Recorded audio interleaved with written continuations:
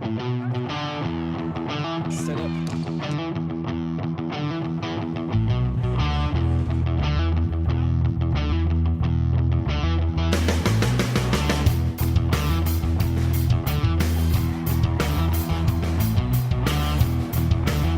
Happy New Year's, Roadrunners fans! It's time for another edition of the Roadrunner Review, the 30-minute magazine show that features Metro State sports and highlights from the past month.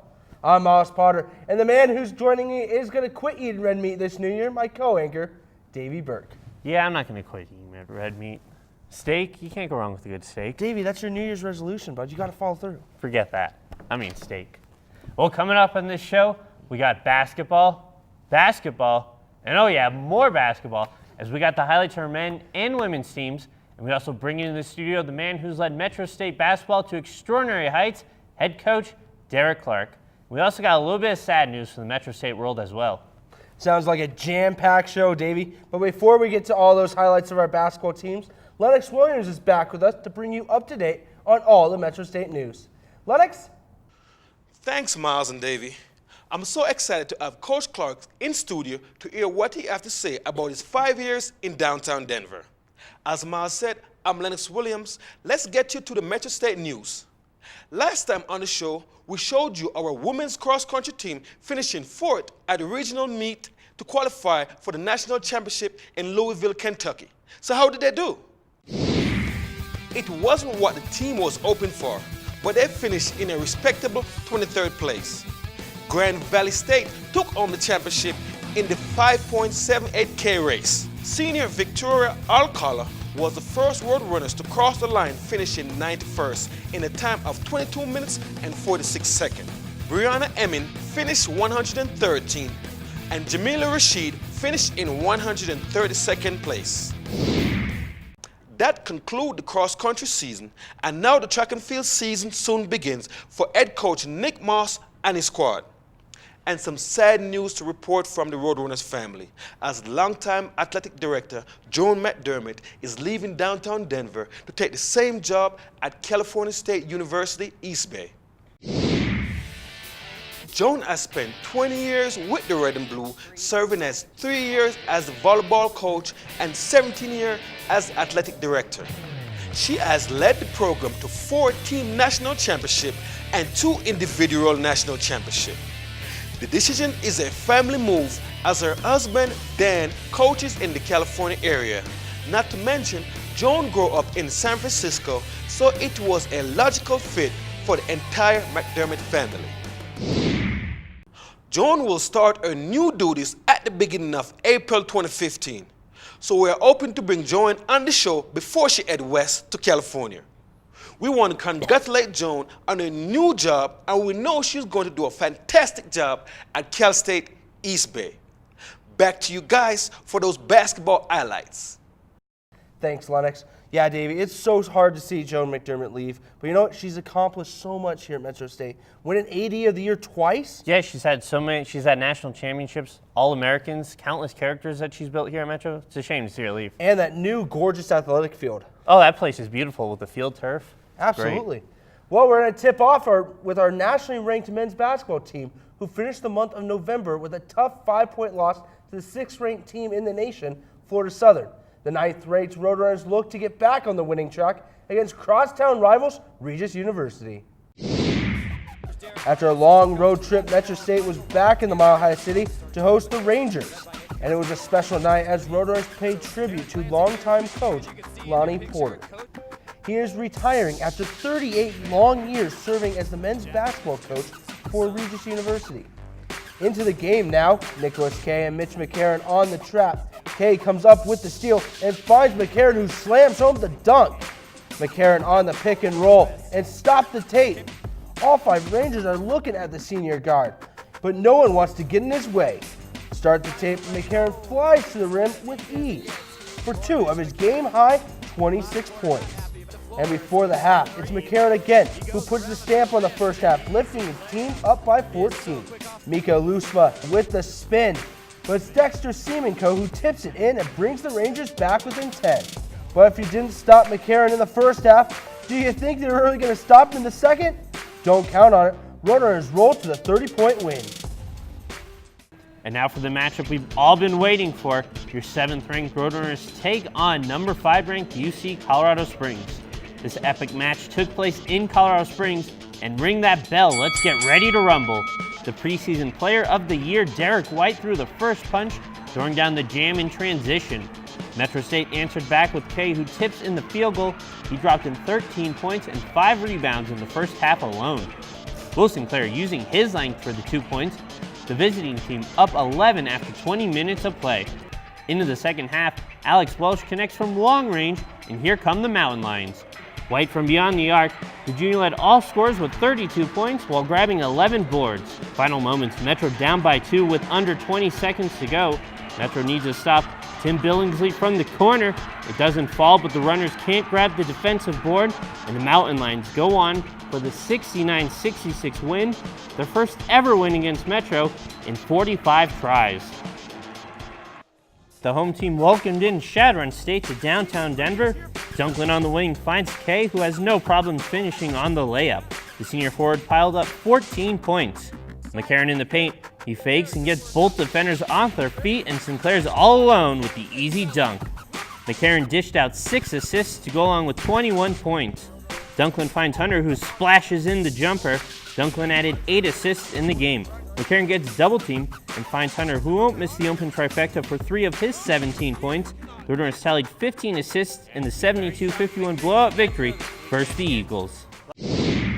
Yeah, Davey, it's nice to finally see that third guy step up for the Roadrunners, not just Mitch McCarron and Nicholas Kay all the time. Yeah, we saw Delonte Dunklin in the mix. Jordan Hunter, even Wilson Clare had a few of his own. It's great to see that they got depth in their scoring. Yeah, absolutely, and a tough loss to UC Colorado Springs. Yeah, Derrick White's a good player, but they're going to bounce back. You know that. Well, we're just getting started here on the Roadrunner Review. Still ahead on the show.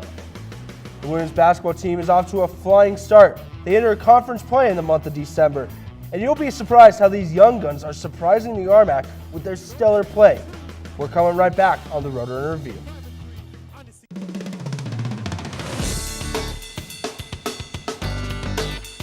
I love learning. I believe in service. I am full of passion. I embody sportsmanship. I trust in my resourcefulness. I like balance. That's why I chose Division II. The season never ends here at the MSBN, and sometimes we drag, so sometimes we need a kick in the butt. Rafi! Are you kidding me, Rafi? You call that a highlight tape? That's pathetic. Who taught you how to wrap a cord? Babish? That's a joke. You call this a tape job? Rowdy! Are you serious? Do you call that dancing? That's terrible. The Roadrunner Review would like to thank its sponsors, Jason's Deli. Real food is fresh, higher quality, more flavorful, less processed, and naturally better tasting. Get real food at any Jason's Deli location. And the Boulder Broker Inn, a proud partner and preferred hotel for Metro State Athletics. So glad you made it back. Let's get into some women's basketball, who surprised all of us by going 3-1 on non-conference action, all on the road. Despite so many new faces and so many new freshmen and carrying one senior on the roster, these Roadrunners are already flying high in the new season. No doubt, Miles, head coach Tanya Have has done an incredible job with her squad, and one senior that you spoke of is Denny Jacobs, who's brought a newfound passion for the game and is carrying this team on his shoulder. Up next for the Red and Blue was conference play as they welcomed in crosstown rival Regis University. The Rangers brought their perfect 4-0 record to Auraria to try and take down our Roadrunners, but it was a home team who exploded out of the gates. Keisha Fox on the run, and with the bounce pass, she finds Kendra Jessic, who fakes and finishes for the easy deuce. Metro jumps on the Rangers by 17 points. Georgia Ordor fires the pass to Louisa Taga, who spins to the rim and lays it in for the second half lead. Cress Williams gets the friendly roll off the back iron to bring her team within 7. Ordorf with the hesitation to get around the defender for 2 of her game-high 21 points. Brittany Curl on the elbow, and where's she going to go? Fox is covered, Jacobs covered, Payne covered, Erin McClurry left all alone, however, and that's just easy money. It's all Metro State in the 73-62 win. The following week, Coach Javi and her squad took on the top team in the RMAC in UC Colorado Springs on the road. They would go to their senior Jacobs, who walked right around the defender for the reverse layup. The preseason player of the year in the conference plays for the Mountain Lions as Abby Kirchhoff drains the three-pointer. She gave Metro fits in this one. Brittany Hernandez steps right around Ordar for the acrobatic shot, and it falls through. Mountain Lions up 32-20 at the break. The Mountain Lions had no answer for Jacobs, who finessed her way to 23 points and 6 rebounds. But the home team was too strong for our runners. Kirchhoff was unstoppable all game, scoring a game-high 26 points to send Metro to their first conference loss of the season. After a 1-point loss to CSU Pueblo in Pueblo, the Red and Blue found some much-needed cooking at home versus Black Hills State. It was a rough start, however, as the Yellow Jackets came out swinging for an 8-0 run to start the game. Logan Cowan goes tall over Jacobs for the 2 points. The Roadrunners would rally and did so on the shoulders of Emily Hardigan, who couldn't miss in the first half. The freshman from Frisco, Texas, went 7 for 7 for 14 points in the first 20 minutes of play. Curl finds Jessica right before the first half buzzer, giving Metro their first lead of the game. Metro State carried that momentum into the second half, outscoring Black Hills 32-16. A great defensive effort by the home team to get the team back on the winning track. The final game of 2014 came at home against the Eagles of Chadron State. Janae Payne has been money from long range this season. She sits third in the RMAC in three-point percentage at 51%. Hardigan comes up with a steal and takes it all the way for the layup. The 6-foot freshman again was fantastic for her squad. Chadron make it go at it. Emma Block fires in the 3-ball, and it's just a 7-point game at half. Jacobs to the rim and connects from just outside the paint. The senior came up big with 16 points and 15 rebounds. Hardigan cashes in from deep and becomes the first freshman since 2006 to score 20 points in back-to-back games. Metro State ends the year on a good note with a 20-point victory. Yeah, Davey, it's great to see those Roadrunners off to a fantastic start. Yeah, and getting 2 big wins at home against Chadron and Black Hills State. And also all this youth, I think this team's got a lot of potential. I was going to say, how about the freshman power? Yeah, Hardigan, Ordorf, Jessic. This team could really score. Absolutely. Well, coming up next on the show, you've seen him screaming on the sidelines. You've seen him cutting down the nets. You've seen him holding up trophies. And up next, you'll see him in our studio right here on the Roadrunner Review. You don't want to miss out on our exclusive interview with the men's basketball coach, Derrick Clark. Some students come to Metropolitan State University of Denver to find their future. Others look to sharpen their current skills. In the case of David Thibodeau, it was both. Our faculty helped fuel his entrepreneurial spirit while encouraging him to pursue his personal passions. These two talents came together in Ska Brewing Company, which he co-founded in 1998 in Durango and is considered one of the top up-and-coming Colorado companies. Are you a college student that needs a place to live? Are you still living with your parents and want your own space? The Regency Student Housing is perfect for you. The community offers many amenities such as a fitness center, 2 basketball courts, big screen amphitheater, all-you-can-eat dining hall, bowling alley, arcade, free parking, and a shuttle to and from the Auraria campus. For more information, please call 303-477-1950 or visit our website at regencystudenthousing.com. Welcome back. And without further ado, we now welcome the man who's led the men's basketball program for the past 5 years, Coach Derrick Clark. Coach, thanks for joining us today. My pleasure. Thanks for having me. Yeah. Now, Coach, you joined the Roadrunners in 2010, and that was your first coaching stint. How nervous were you in that first season? You know, it wasn't so much about being nervous because you didn't have time to be nervous. There was just so much stuff to do when, you know, you go from being an assistant to a head coach. You know, your days are packed. You don't have a lot of spare time. So, you know, you have to have time to be nervous. We didn't have time to do that. Oh, now, how much pressure did you feel on yourself that first season? You know, there's pressure, you know, from year 1 to year 5 just to try and do the best job you can possibly do. You know the tradition of the program. Yeah. You know, but I don't think you can come in here and be preoccupied with that. You know, the great Mike Dunlap, obviously, you know, and then Brandon Hayes won his share of games before I came in. So, but I think you just have to live in the moment and, you know, just take it day by day. Now, Coach, there was so much going on your first year here, new players, new coaching staff, old players as well.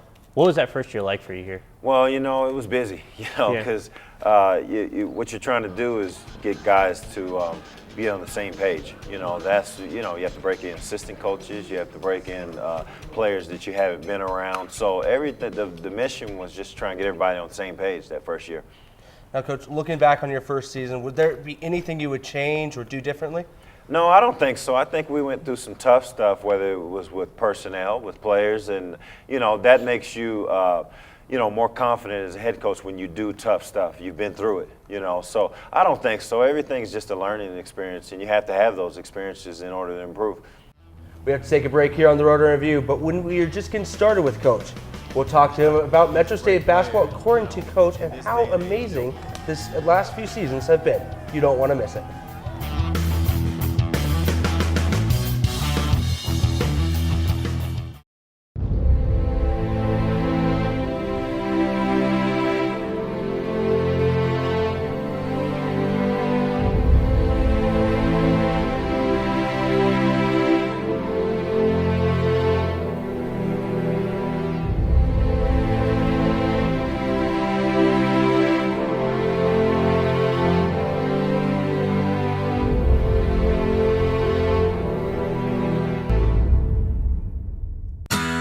You want family-friendly sporting events.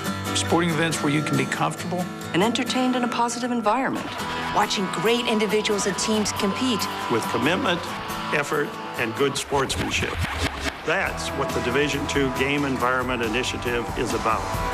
Be a part of the excitement and find out why. These student athletes say with pride, I chose Division II.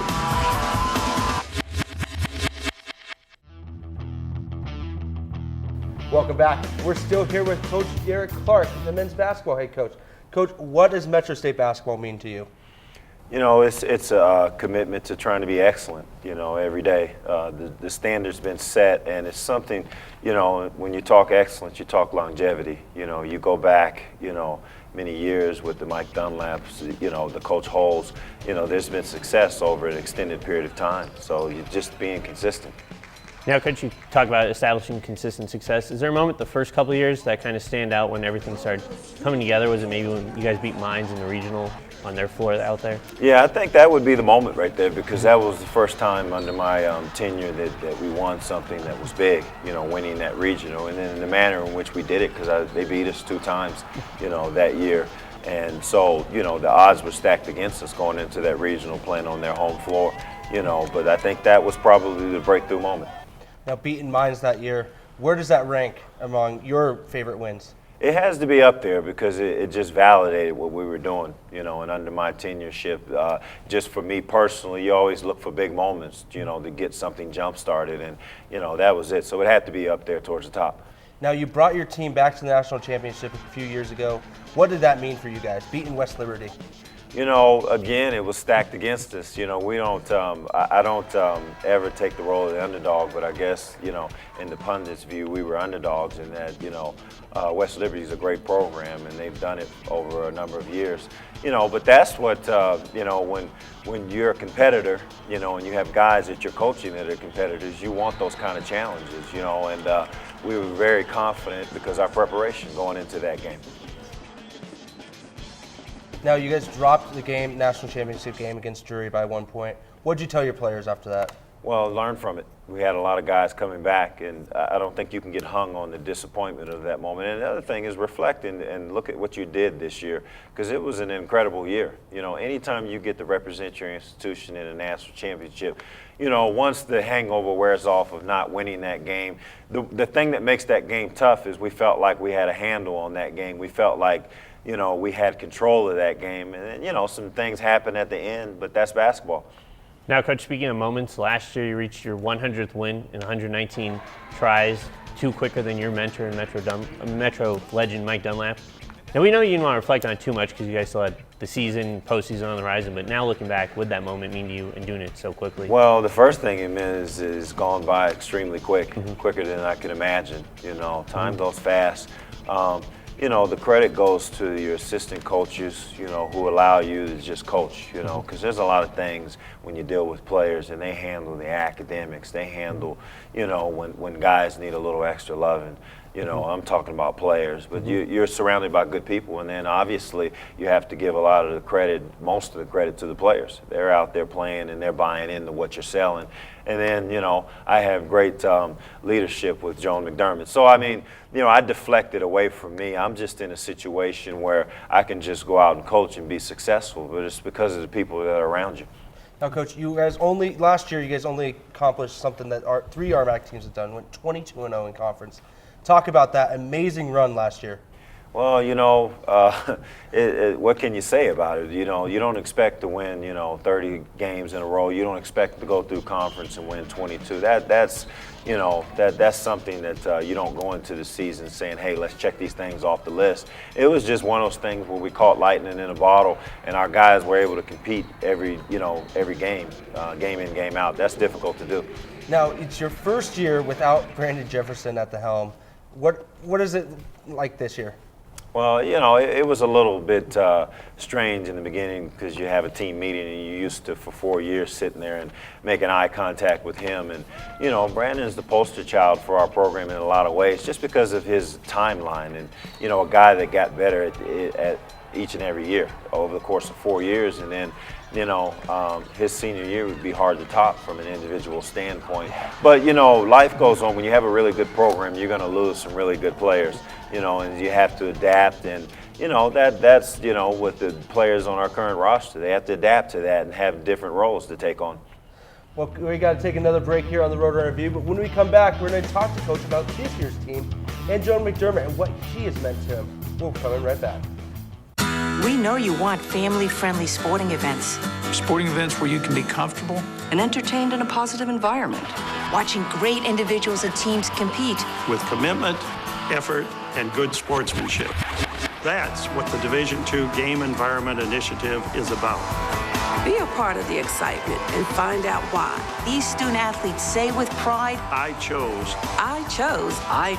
Division II. Getting down to crunch time here on the Roadrunner Review, and we still have plenty to get through. Basketball, baseball, softball, everything's coming up. Softball in the RMAC championship. Aubrey Mall had a great We got to get someone else in here. He's going to have ice in his veins to get through this highlight. BJ, you're in. Let's go. Yeah, I mean, softball's had an amazing year so far. I mean, they have Aubrey Mall as the starting pitcher. I mean, they have Clutch. I mean, they got a lot of great hitters. I mean, so I think they're going to make a great run this year. I'm Nicholas Kay, senior for the Metro State men's basketball team. In front of him, Kay, he's going to drive baseline. Go up for the dunk over Alex Herrera and the foul. You're watching the Roadrunner Review. Get rowdy. I'm Will Sinclair, senior center for the Metro men's basketball team. Gets it to Matthews. Matthews going to take a great block by Sinclair. It's update. Drive inside, block by Sinclair. And you're watching the Roadrunner Review. Get rowdy. Coming down to crunch time here on the Roadrunner Review, and we don't want to turn the rock over in front of Coach Clark. We know how much he doesn't like that, right, Coach? That's it, man. But, Coach, let's talk real quick about this year's team. How do you feel about it? Oh, I think we're starting to, you know, get some cohesion. We're starting, you know, guys were thrust into some different roles. You know, when you lose, you know, 3 seniors, that's somebody's opportunity. And what I mean by that is, you know, our 2 alpha dogs, Mitch McCarron and Nicholas Kay, a lot has been put on their shoulders. You know, they have to play well game in and game out. They have to deliver every single night. And, you know, they haven't really been in that role where it's exclusively on them. So, you know, it takes a little, but I say that, and they've done a great job. They've been as good as advertised. I really like where we're at this point, you know, going into the break. Now, Coach, what is it going to take for you guys to get back to the RMAC tournament and to the regional tournament? Well, you just have to take it game by game. You can't get wrapped up in the big picture too much. We're a process-oriented program. In other words, you know, it starts at the very basic level of practice and how you approach the games, and then you have to just kind of take it week by week. Now, Coach, we reported at the top of the show, Joan McDermott, who's been here 20 years, she's leaving to become the AD now at Cal State East Bay, but what has she meant to you personally? I don't think I can put it into words. I'm forever indebted to Joan because she gave me an opportunity to be a head coach. And, you know, when I left here the first time, having been here for 8 years and worked under Mike Dunlap as an assistant, we always held a great relationship. We always continued to talk. We always checked in with each other. You know, her mentorship and, you know, what she's done for me, again, it's hard to put into words, you know, and she gave me an opportunity of a lifetime. And you think about what she's done to many other coaches over the course of 20 years. You know, I'm not the only one she's affected in that way. So I always have a, you know, spot for Joan, and I want her to go on and do great things. Now, Coach, do you have any New Year's resolutions for this team or for you personally? You know, I just want to just maximize our abilities, you know, and I want us to continue to grow, you know. And again, I'm a process-oriented guy. I try not to get wrapped up into the end of the road. We just want to try and be consistent and continue to grow daily. Well, thank you, Coach, for taking time out of your day to come with us to the Roadrunner Review. We appreciate it. And great job here at Metro State so far. Thank you. I very much appreciate it. Now it's time for top plays, and as always, they're brought to you by the Regency. Play number 5 in men's hoops versus Black Hills State. Nicholas K has about 30 pounds on the defender, and he uses his muscles to clear the path for the easy dunk and the easy win versus the Yellow Jackets. We know K can score, but the big man from Australia can play defense as well. Brody Brisk decides to try the floater, and instead K sends that shot back to Spearfish, South Dakota. What was Brisk thinking? K is 6'9" and sends the weak shot attempt into the cheerleaders on the sideline. We stay with men's hoops in play number 3. Mitch McCarron is pretty good, and these two guys also think so, as both of them try to stop it. But that leaves Will Sinclair all alone for the two-handed flush. Can you turn up those gnats on that great one? Side to McCarron. McCarron gonna work it up. There's Will Sinclair. Flush it down, big fella. Hey, that play-by-play guy is pretty good too. Women's hoops, and it's Emily Harnigan's perfect first half for Black Hills State. The freshman was 7 for 7 from the field, and she scored wherever she was. Inside, outside, wide open, or contested, she finished with 20 points and scored 21 the next night, making her the first freshman since 2006 to score at least 20 points in back-to-back games. Watch out, RMAC. This girl's gonna be good. And the top play from the month of December comes from men's hoops. The defense comes up with the steal. Arsenovic picks up the loose ball, finds Nicholas K, and stops the tape. It's a 3-on-1 situation, and what will K do?